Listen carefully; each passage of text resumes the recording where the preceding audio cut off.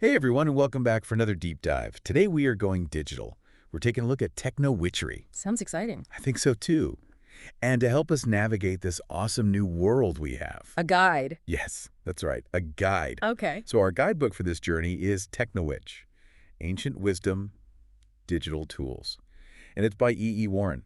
Oh, interesting. Yeah, and this book is like a crash course in how magic and technology, they kind of like intertwine. Like how they work together. Exactly. Yeah. Exactly. And you know, a lot of times in ways we don't even realize.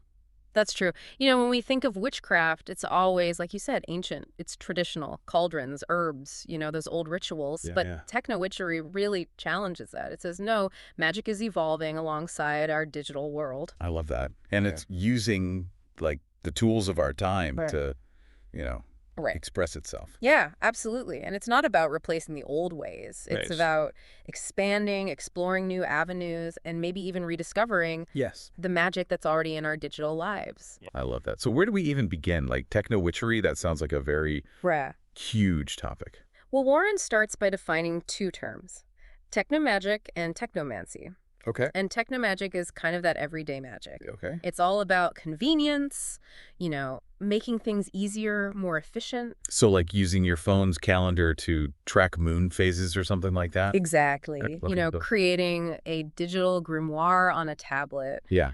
integrating technology Yeah. seamlessly into your magical practice. Gotcha. Technomancy is a little bit more almost like experimental, Okay. pushing the boundaries of technology with magic, Oh, interesting. What's an example of that? like coding spells into software, using algorithms for divination, or even artificial intelligence and magical consciousness. Yeah. So it's like magic is exploring the potential of technology itself. Wow. That's pretty out there. Hmm. Okay, so I want to go back to the technomagic a little Yeah. bit. One thing that really struck me in the book was Warren talking about how she had an aha moment, Mm-hmm. and she realized she'd been practicing technomagic for years and didn't know it. Yeah. It's like, oh, I've been doing that Yeah. all along. Exactly. So what was her aha moment? What was she doing? So she talks about how she struggled with keeping a traditional book of shadows, handwritten, the journals. Oh, yeah, mine's a mess. Right. Papers, ink smudges, coffee stains. Yeah. So she had this epiphany. Why not use a thumb drive? A digital book of shadows. Oh, that's so smart. Right. Organized, searchable, back it up to the cloud, never lose your precious work. I mean, that's brilliant, especially in our digital age, right? Yeah. I bet a lot of people are doing this already, and they don't even realize it's a form of technomagic. Absolutely. And the book goes on to explore, other digital tools for witchcraft, Right. note-taking apps, Evernote, OneNote, Yeah. digital art platforms for creating sigils and diagrams, Oh, cool. even witchy apps. For like what? Tracking moon phases, finding correspondences, connecting with other practitioners. Oh, wow. Okay, so like we've got the digital book of shadows, we've got apps, Yeah. but what about like sacred space? Like, Mm. can you really create a sacred space digitally? That's a great question, and it's something that Warren really tackles head on. Okay. She challenges that assumption that it has to be physical. Okay. She quotes Mark Pesce, who said, cyberspace, like magical space, is manifest in the imagination. So it's not about the physical space itself. All right. It's about the intention and the energy we bring to it. Exactly. Okay, I'm following. And if that's the case, then why couldn't a digital space, carefully curated and infused with personal meaning, be considered sacred? So how do we do that? Do I have to like learn to code, Yeah. build a VR environment? Like, what do we got to do? You can start simple. Okay. Something as basic as a photo gallery on your phone can become a portal A photo gallery. to a sacred space. Just fill a folder on your phone with images that evoke peace, power, connection to the divine. Okay. Nature, deities, sacred symbols, anything that resonates. So it's like a visual representation Right on. of sacred space. And the best part is it's portable, accessible, anytime, anywhere. That's awesome, like a pocket-sized sanctuary. Right. And if you want to go more elaborate, Warren suggests creating a personal website, a blog, as your virtual sacred space. Oh, You can decorate it, images, music, text, interactive elements. Wow. That's so cool, like a digital altar. Exactly. And speaking of altars, that's another area where techno-witchery gets really interesting. Let's talk altars then, because obviously traditionally they're physical spaces, Mhm. right? Yeah. Often adorned with objects that hold symbolic meaning. Right. But how does that translate to the digital? Well, the book argues that virtual altars can be just as powerful, relying on the same principles of symbolism to connect with our subconscious mind. Hmm. So instead of the physical statue of a deity, I might have a digital image. Exactly. Or you might use a specific emoji Oh, or yeah. symbol that represents that deity for you. Okay, so, but like, doesn't that, I mean, I guess I'm kind of stuck on this. Like, Right. doesn't that take away from the power of the physical object?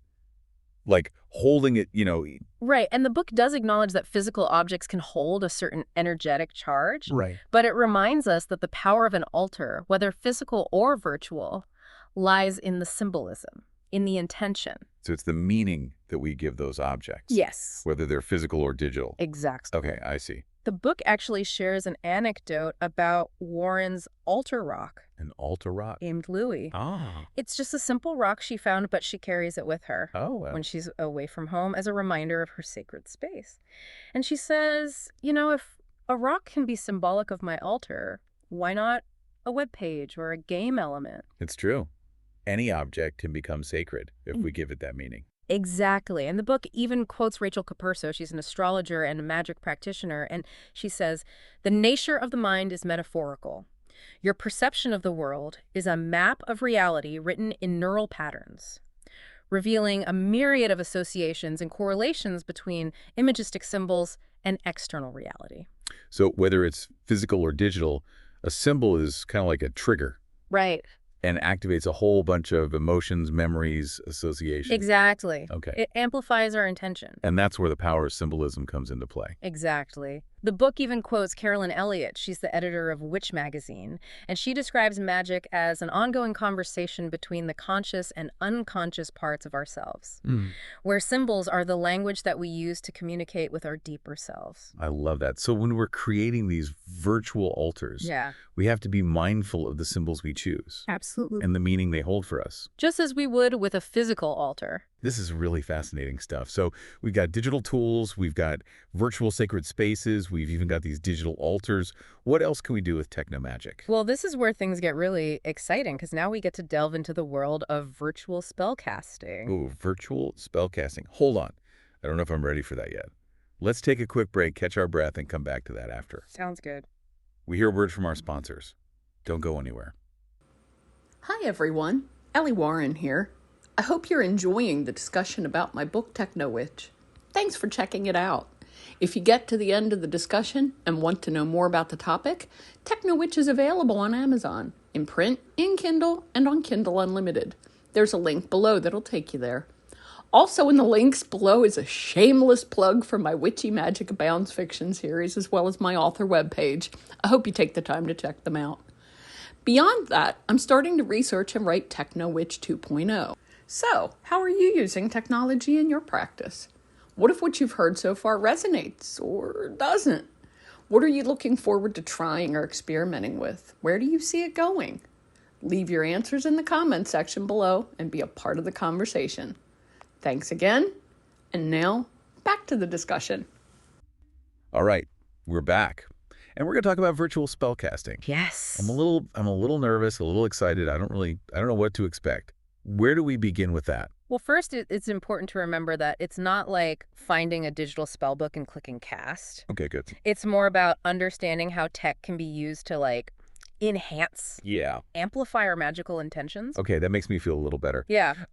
So what are some examples of virtual spellcasting? Like, what kind of things are we talking about here? One example Warren highlights is something she calls saved spells. Save spells. It's a really simple technique where you type out your spell, your intention, on your computer and save it to a specific location. So like a digital incantation. Exactly. Okay. And the idea is that every time you see that file Yeah. or folder, you're consciously or unconsciously reinforcing your intention. So it's like a subtle reminder to stay focused on your goal. Exactly. Like you're programming your subconscious mind Okay. with that magical affirmation. I like that. Okay. You can get even more creative. Warren talks about sending the spell to yourself in an email, Okay. setting it as your computer wallpaper, or even coding it into your computer's startup script so it runs every time you turn on your machine.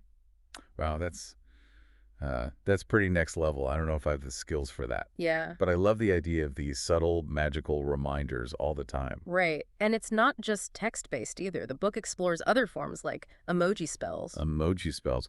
Okay, now that's something I can get behind.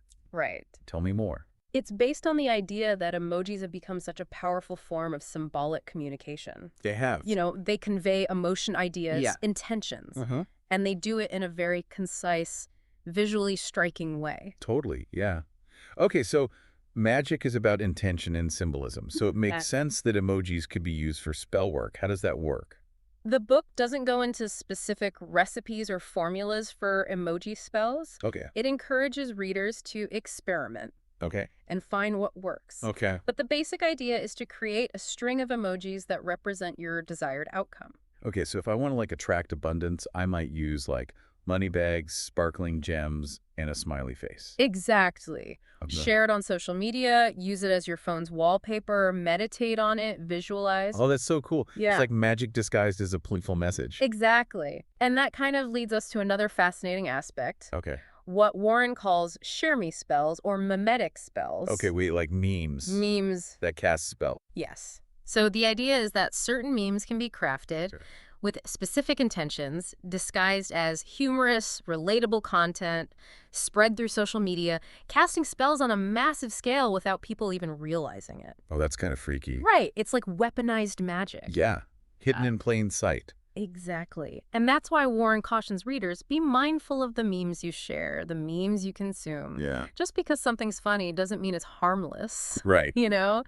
Those images and captions could be carrying hidden intentions. It's true. It's like it makes you think about everything differently. Like we're constantly bombarded with information and energy online. Right. And some of it might not be as, good as it looks. Exactly.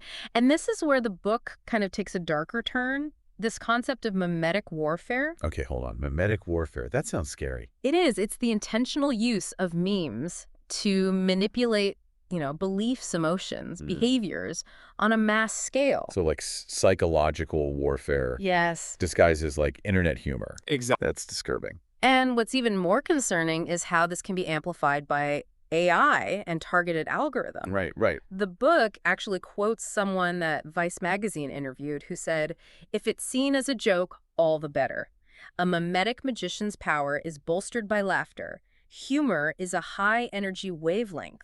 So they're using humor to bypass critical thinking. Yes. And plant these seeds of, oh, wow, that's insidious. It is, and what makes it even more challenging is that these mimetic spells are often spread unknowingly by people who are just sharing something funny. Right, they think it's just a joke. Right. So we need to be really careful about what we're sharing. Absolutely. What we're consuming online. Yes, be aware of the potential for manipulation. Yeah. And be willing to question the intentions behind those catchy slogans, viral images.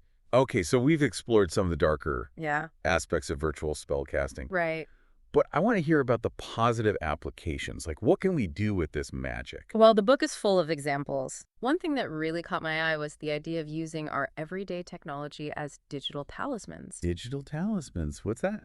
It's about imbuing our technology with specific intentions and using it to support our magical goals. Okay. So, for example, Warren talks about using her phone's screensaver as a digital talisman. She'll choose an image that represents her desired outcome, abundance, protection, creativity, whatever it may be. Yeah. Sets it as her screensaver. Okay. So she sees it multiple times throughout the day. So it's like a visual reminder Yes. of your intention. Exactly. And you can do the same with your desktop background, your smartwatch face, even the lock screen on your tablet. Oh, okay. So No. instead of carrying a talisman, we're surrounded by them all the time. Exactly. That's pretty cool. And it's not just images, right? You can use sound. You can. You can imbue your technology with intentions through sound. So specific songs, soundscapes. Exactly. Create a playlist of songs that evoke feelings of abundance, creativity, love, and listen to it while you're working. Oh, I love that. Like a magical soundtrack. Yes. What other creative examples does the book share? Oh, one that I found fascinating was the idea of digital amulets. Digital amulets. How do you create one of those? The book shares instructions from Spectrognosis. Yeah. He's a chaos magician for crafting a digital amulet on a USB drive. Okay. And it involves filling the drive with symbolic files, images, even sounds Okay. that represent your desired outcome, and then you just carry the drive with you. So it's like a pocket-sized magical toolbox. I like it. And the book goes on to explore even more unconventional applications of technomagic, Like what? using black phone screens as scrying mirrors, Oh, wow. communicating with deceased loved ones through social media posts, Okay. imbuing intentions into backgrounds, even meditating with electrical currents. Wow, the possibilities really are endless when you start to think about this. They are. It's all about creativity, experimentation, finding what works for you. Yeah. There's no right or wrong way. This is blowing my mind. It really feels like we're just scratching the surface here. I think so too. So where do we go from here? What other realms of techno-witchery are we going to explore? Okay, so we've talked about digital spellcasting. We've talked about those virtual sacred spaces. We've even talked about our tech becoming these magical tools. Right. What else is there? Well, one area that Warren goes into is gaming. Gaming. Okay. Yeah, and she kind of challenges that stereotype of gamers Yeah. as these isolated people glued to their screen Right. and says, no, this is a vibrant platform for magic and community building. Oh, that's interesting because I've always kind of thought of gaming as like escapism. Yeah. You know, you disconnect. Right. But you're saying it can be used for magic and connection. Exactly. Think about it. Games give us these incredible virtual worlds Yeah. filled with creativity, Yeah. exploration, interaction, and as we've been saying, magic is about intention, energy. Wow. So why couldn't we use these virtual worlds as canvases for our magical intentions? I see what you're saying. It's like taking those principles Right. and applying them to like a digital landscape. Yeah. But what kind of games are we talking about here? She highlights things like Second Life, World of Warcraft, Minecraft, even Animal Crossing. Okay, break it down for me because like I've heard of Second Life. I've never played it. What's so special about it from a magical perspective? Second Life is kind of this metaverse. That's You so- can create your own avatar, Okay. build homes, businesses, socialize, It- attend events. Right. And what's really fascinating is it has this whole community of witches and pagans Right. who've created their own spaces for magical practice. Wow, that's cool. So they're like doing rituals and stuff in there? Doing everything, creating covens, online rituals, Wow. building temples, teaching centers dedicated to witchcraft, even have events like Witches Fest Mall, this virtual marketplace. Oh, wow. Like a digital witchy flea market? Exactly. That's awesome. Okay, World of Warcraft. Yeah. I mean, I've heard people get really into it, but I never thought of it as a place for magic.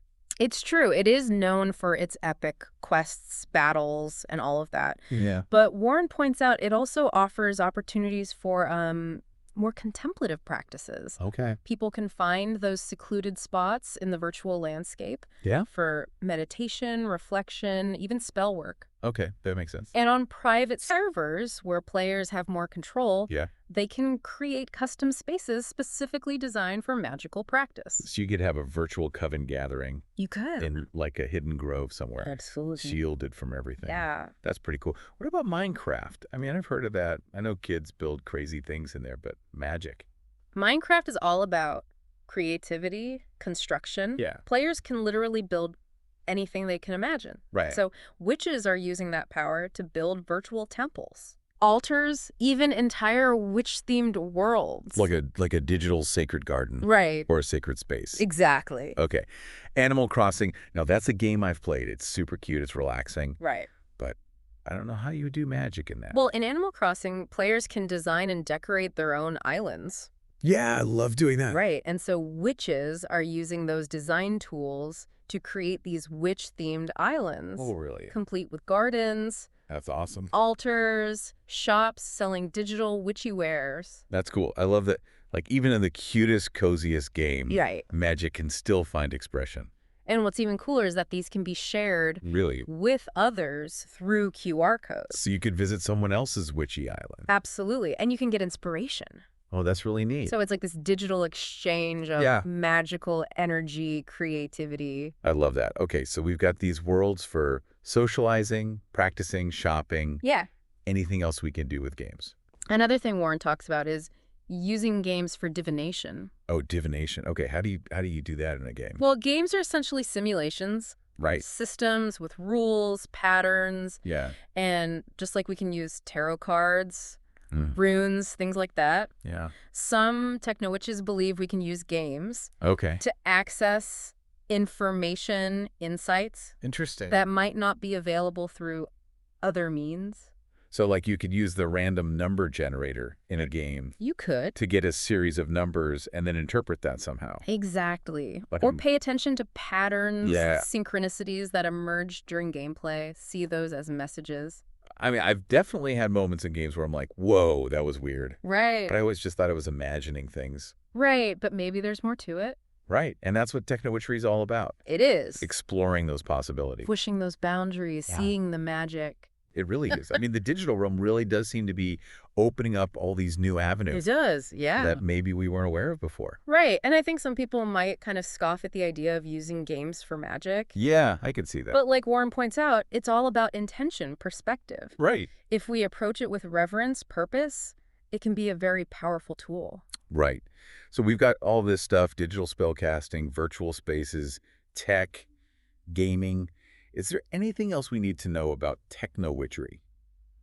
One final thing Warren touches on is this idea of the internet as a potential deity. The internet as a deity? What? No way! I know, it sounds kind of out there, Yeah. but when you think about it, the internet has become this incredibly powerful force. Right. It connects billions of people. It does. It shapes our thoughts, our Yeah. beliefs, Absolutely. influences our actions, even impacts like the course of history. Right, this vast network of information. Yakshi, consciousness. And as we've been discussing, magic is about energy, intention. So in a way, it makes sense Yeah. that people might see the internet as this manifestation. Of a powerful digital deity. Exactly. Crazy. So what form will future magic take? Like, are we creating new deities or giving new life to old ones? Has the Yeah. internet unlocked like a whole new level of magical potential?